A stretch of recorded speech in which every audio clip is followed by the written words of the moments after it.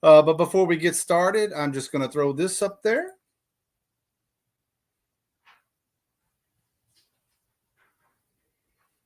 All right. And one more thing before we get started, if you could do me a huge favor and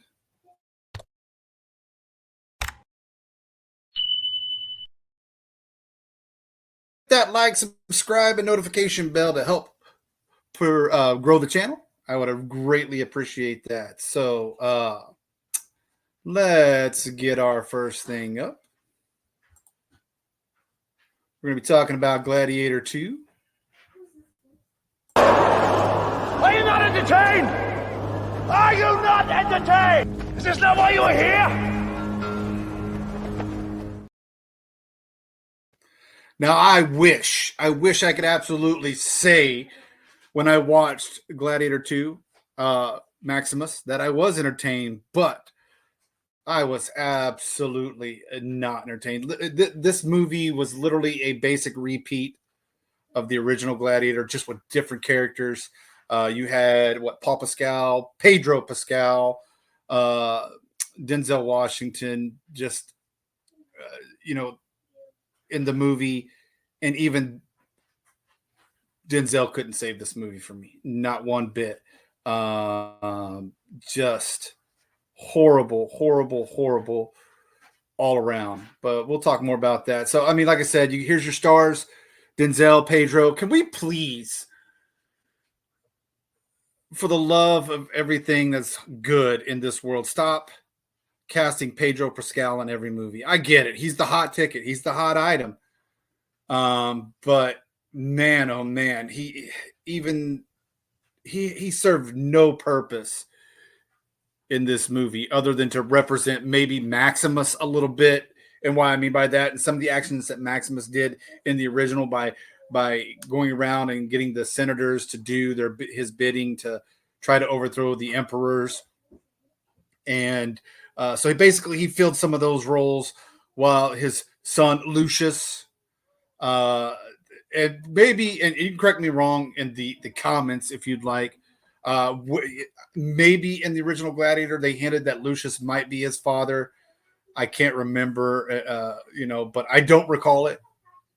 Even Lorena, who's one of her favorite movies is Gladiator, even she can't recall if they ever said that Lucius was his son or hinted that Lucius was Maximus' son. I guess it was just a way to carry it on. I don't know. Either way, we open up with a great sea battle. And I'm like, all right, here we go. We got a great opening battle, just like we had in the original Gladiator. It's a sea battle leading into Africa, and catapults, trebuchets, all that with awesome effects, and then it just goes downhill from there. We get some of the worst CGI here. We get Lucius fighting some horrible CGI baboons, and he's acting like it's bad. Even I don't even know how to describe it. The CGI on these baboons was so bad you could tell they were CGI. Like, at least try. I mean, even with the upcoming, I think even in the upcoming movie that we'll be talking about later, and How to Train Your Dragon, at least the dragons resembled some realism. These baboons were horrible. And then don't even get me started on the sea battle. They have a sea battle literally inside the Roman Colosseum. First of all, A, how in the world did you get all this water in there? B, how did you get sharks in there? They wouldn't even know that there were sharks, or they even called them that at this time. This was horrible. This totally. What I liked about Gladiator 1 is there was some historical realism to it. Ridley Scott did nothing in Gladiator 2 to give me any historical realism at all. Sure, they fought with baboons and rhinos or rhinoceroses in the original, or back in the day they fought with them. But sharks and all this water, there's catacombs and there's tunnels and everything underneath the Coliseum. How in the world did they even get this in there? I will never know. I'm telling you, I just don't get it. And it took the realism out of it. What I loved about the original Gladiator, all of that was taken out of uh, the it was a screen share. I got it, or I basically, Timothy, I built up a PowerPoint presentation because I'm still learning all the ins and outs of StreamYard and how to share screens and things like that. So one of these days I will actually have time to sit down and learn that. Or if you'd like to share some of your wisdom on your great shows on how you do it, I would love to know that. But I built up a PowerPoint slideshow for this. So yeah, I'm behind the times. I'm still living in my military days. I'm building PowerPoints. But thanks for the question, Timothy. I appreciate that. But it took all the realism out of Gladiator for me. So and the sharks were just bad CGI. And this battle made, I know they're trying to recreate the battle at the beginning of the movie, kind of like they tried to recreate the Battle of Carthage in the first Gladiator. It just did nothing for me. Denzel, I feel like at times Denzel phoned in his performance. He's basically, he didn't give any accent. And I know we can go back to Kevin Costner and Robin Hood with his country accent and his southern accent, if you will, in Robin Hood. But I mean, at least give me a little bit of something here, Denzel. You're the same character from Training Day here. The only thing difference is you're wearing some robes and you're doing your hands like this the whole entire time. I guess this is what Romans did with their hands. And it just was not a good performance by Denzel. I didn't feel any realism from him. And again, the only thing missing was Ethan Hawke and Eva Mendes from Training Day to round out his character in this particular movie. It was just bad. It was a bad performance. He wasn't a convincing bad guy. He has some history with as I think he had some history in Maximus's army at some point. But they don't give you any backstory to any of this, really. I think that would have played in well. Give us some backstory at the beginning. Give us the backstory, then go right into the battle. That would have made more sense on how the emperors even became emperors. It was not good. And then don't even get me started. Like I said, these emperors were just, this was One Tree Hill CW bad acting. Okay.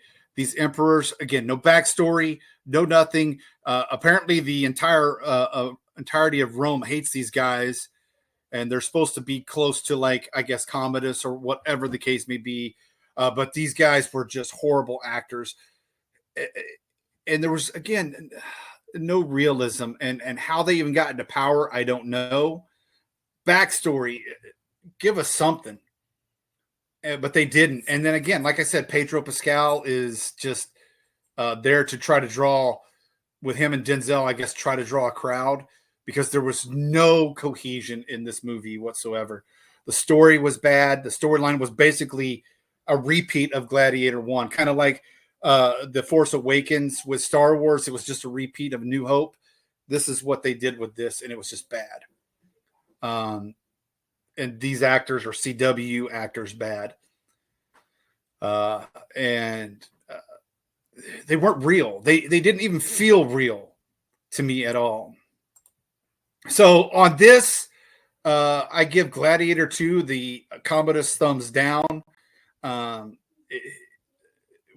Lorraine and I both loved the original Gladiator. We watch it almost every time we can find it on, or, when she's searching and she's feeling like a good movie, she'll throw on Gladiator. This did not give us any of that feels. And she gave it a better rating, or a worse rating than I did. I despise this movie. I gave it a 1.5 stars. Lorena gave it a 1, so that puts us at 1.25 on the scale of everything. So It was bad, bad, bad, bad movie. So watch your risk. If you liked it, great. Let me know what you liked about it in the comments below. What you thought was good about it. I had lots of people when I posted this on my socials say they liked it, and I liked it, but they never gave me an answer why they liked it. They just said they liked it. But I'd like to hear why you liked it. What uh, was great about what you liked about it. Other than that, man, it was just to me not a. When I like about Spartacus on Stars, and what I like about Gladiator movies and historical movies and historical fiction is they still give you some accuracy to them. Now they take a lot of leeway, obviously, because we don't have written records, but they still try to make it as historically accurate. Even the one that was just on Peacock, I forget the name. Somebody in the comments, let me know. Even the one that was just on Peacock with Sir Anthony Hopkins and the guy that played Ramsay Bolton in Game of Thrones. That was a really well done, and I'll do a review on that one later because I'm still not quite finished with it. But even it's well done and to the most part historically accurate. They took a lot of leeways, but it was good. I felt entrenched in the story. At no time during Gladiator 2 did I feel entrenched in the story at all. But let me know in the comments. If you've seen it, did you like it? If you did, let me know why you liked it. I'd like to hear some comments on that as well. And if you disliked it, was I off or wrong on why I disliked it?